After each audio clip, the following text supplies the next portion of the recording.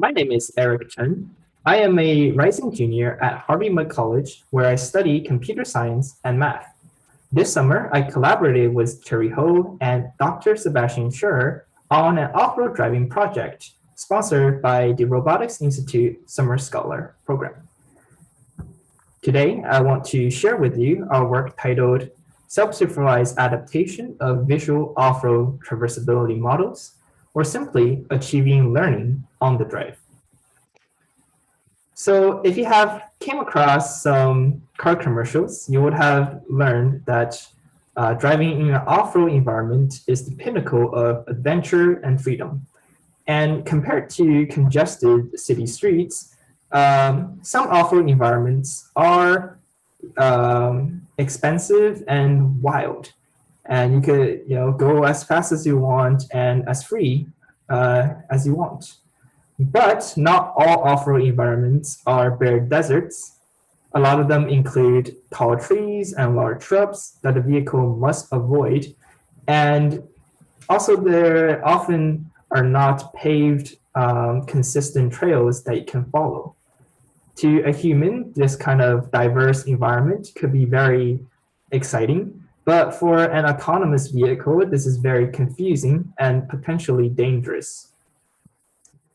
So while sensors like LiDAR can reliably estimate traversability at near range, we currently don't have a long-range visual solution for traversability estimation.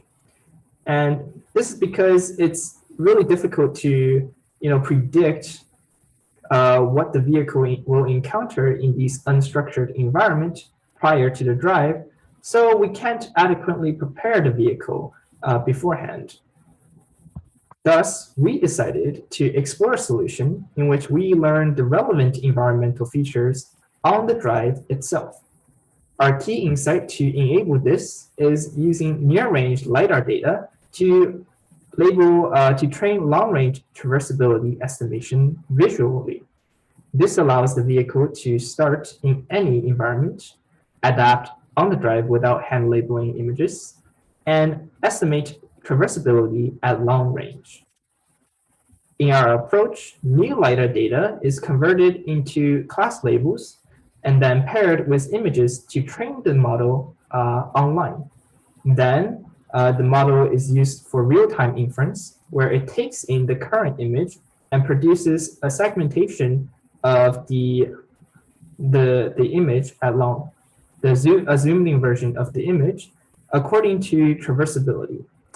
While a lot of other traversability estimators start by classifying the environment into specific classes like trees or grass, and then assume traversability, we use 4 general traversability classes.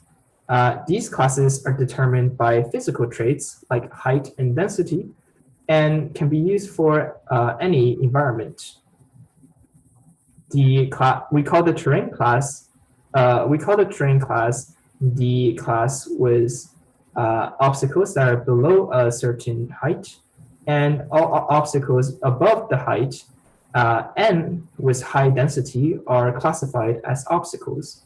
The remaining 2 classes are low density high height and low density low height. These classes usually refer to high vegetation and low vegetation respectively. To generate these class mass using LiDAR data, we first store the LiDAR point clouds that describe the current environment in a persistent voxel grid. You can think of each voxel as a cube in 3D space that describes the points that the LiDAR has found in that specific space in the environment. Each voxel grid is classified into the 4 classes we mentioned before based on their density, which we calculate by the proportion of LiDAR rays that result in hits at that specific voxel location, and also by their height, which we calculate by which we define as the maximum distance a point in that voxel column is above the ground. So every voxel in the same column will share the same the same obstacle height. We don't directly project these voxel grids onto class mask, onto the image plane to form class mask. Instead, we allow the vehicle to traverse past the point where the image was taken, and this generates a better supervision signal because during this additional time, the vehicle is able to collect additional information and incorporate them into a more complete class mask. Then, finally, we raycast into the voxel space to ensure physical realism, so no occluded obstacles show up on the mask. And the voxel grid is finally projected onto the image plane to form our class masks. For online training, we store the latest 10 seconds of footage in a training buffer and the latest 20 seconds in a validation buffer. Using these buffers, we can train a neural network kind of in the traditional sense. And every 10 seconds, the model used for inference is updated, and the training buffers and validation buffers are also refreshed at that time. To evaluate our approach, we compared a model that starts with an ImageNet pre-trained feature extractor with several baselines. And clearly, our method produced a model that best classifies the traversability at long ranges. And if you look at the sand environment, our model was able to identify bushes far away so that it can let the vehicle know ahead of time which path to take. And in the forest environment, not only did our model predict trees and obstacles at the long, very far away from the vehicle, it was also able to differentiate between different levels of grass. For example, on the left-hand side, the grass closer to the camera is actually very tall, and this is accurate if you will look at the self-supervised labels, where that same patch of grass was noted as high by the LiDAR.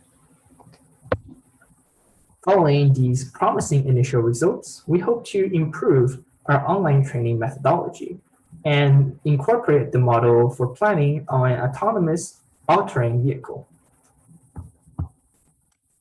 This work would not have been possible without my generous sponsors and collaborators. I want to specifically thank Cherry Ho, Dr. Sebastian Scher, and the members of the CMU DARPA Racer team for their mentorship and contributions. I also want to thank Rachel Bersing and Dr. John Dolan for their support and leadership throughout this program. Finally, I want to thank the Robotics Institute, AirLab, and DARPA for sponsoring my time at the Robotics Institute Summer Scholar program. Working on this off-road driving project has been a life-changing opportunity, and I hope that you are able to find some interesting or useful information from my presentation. Personally, I can't wait to complete my project and further my robotics experience to engineer a more prosperous future. Thank you.